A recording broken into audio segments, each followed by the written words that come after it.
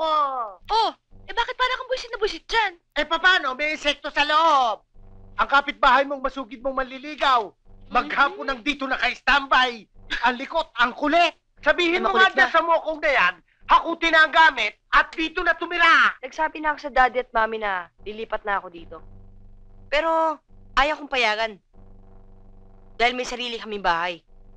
At saka, nakakahiya raw dahil puro dalaga nakatira dito. At ako naman ay binata.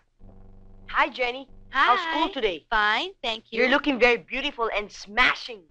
Thank you, Jason. You want some? No, thanks.